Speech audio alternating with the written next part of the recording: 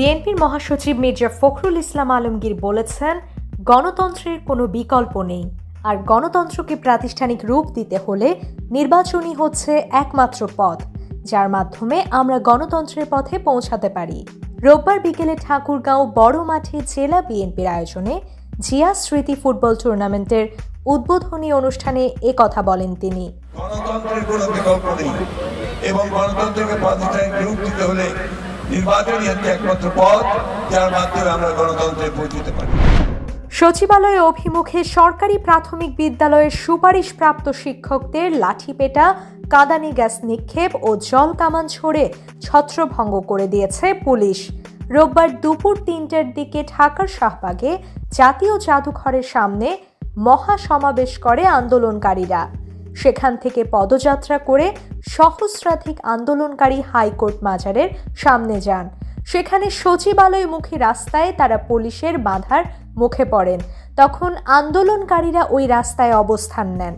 এ সময় police লাঠিপেটা, কাঁদানি gas নিক্ষেপ ও জল কামান ছড়ে আন্দোলনকারীদের ছত্রভঙ্গ করে দেয়। ১ জুলাই থেকে ৫ আগস্ট পর্যন্ত জুলাই বিপ্লবে দেশের প্রত্যেকটি সংবাদ মাধ্যমের ভূমিকা ডকুমেন্টেশন করা হবে বলে জানিয়েছেন প্রধান উপদেষ্টার প্রেস সচিব শফিকুল আলম। আজ রবিবার জাতীয় প্রেস ক্লাবে এক আলোচনা সভায় এ তথ্য জানান তিনি। গণমাধ্যমের ফ্যাসিবাদী বয়ান ফিরে দেখা জুলাই ১ থেকে ৩৬, যে আমাদের সাংবাদিকতাকে আমরা আয়নার সামনে আনতে চাচ্ছি যে আমরা কি করেছিলাম।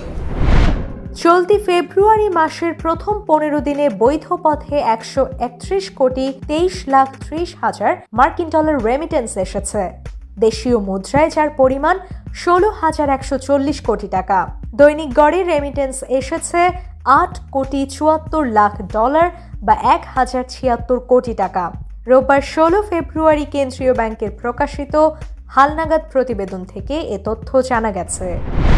মালির পশ্চিমাঞ্চলে একটি পরিত্যক্ত সোনার খনি ধসে পড়ে অন্তত ৪৮ জন নিহত হয়েছেন।